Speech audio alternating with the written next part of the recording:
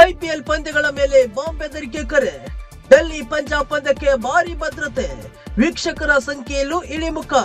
ಹೌದು, ಭಾರತದಲ್ಲಿ ಸದ್ಯ ಯುದ್ಧ ಸನ್ನಿವೇಶ ಹೆಚ್ಚಾಗಿದೆ. ಈಗಾಗಲೇ ಭಾರತೀಯ ಸೇನೆ ಪಾಕ್ ನೆಲಕ್ಕೆ ನುಗ್ಗಿ ಉಗ್ರರ ಸಂಹಾರ ಮಾಡಿದೆ ಮತ್ತು ಇಂಡೋ ಪಾಕ್ ನಡುವೆ ಉದ್ವಿಗ್ನ ಸ್ಥಿತಿ ಎದುರಾಗಿದೆ. ದೇಶಾದ್ಯಂತ ಮಾಕ್ ಡ್ರಿಲ್ ಕೂಡ ನಡೀತಿದೆ. ಪಾಕ್ ನೆಲಕ್ಕೆ ಹೋಗಿ ಭಾರತದ ಯುದ್ಧ ವಿಮಾನಗಳು ನುಗ್ಗಿ ಹೊಡೆದಿದ್ದರಿಂದ ಪಾಕಿಸ್ತಾನ ಮತ್ತಷ್ಟು ಕೆರಳಿದೆ. ಯಾವುದೇ ಸಂದರ್ಭದಲ್ಲೂ ಭಾರತದ ಮೇಲೆ ದಾಳಿ ಮಾಡಬಹುದು ಎಂದು ಅಂದಾಜಿಸಲಾಗಿದೆ. ಇದಕ್ಕೆ ಪೂರಕವೆಂಬಂತೆ ಐಪಿಎಲ್ ಪಂದ್ಯಗಳ ಮೇಲೂ ಬಾಂಬ್ ಬೆದರಿಕೆ ಕರೆಗಳು ಬರುತ್ತಿವೆ. ಸಿಎಸ್ಕೆ ಮತ್ತು ಕೆಕೆಆರ್ ನಡುವಿನ ಪಂದ್ಯಕ್ಕೂ ಬೆದರಿಕೆ ಕರೆ ಬಂದಿತ್ತು. ಹಾಗಾಗಿ ಐಪಿಎಲ್ ಮ್ಯಾನೇಜ್ಮೆಂಟ್ ಎಚ್ಚೆತ್ತುಕೊಂಡಿದೆ. ಯಾವುದೇ ಅಹಿತಕರ ಘಟನೆ ನಡೆಯದಂತೆ ಹದ್ದಿನ ಕಣ್ಣಿಟ್ಟಿದೆ.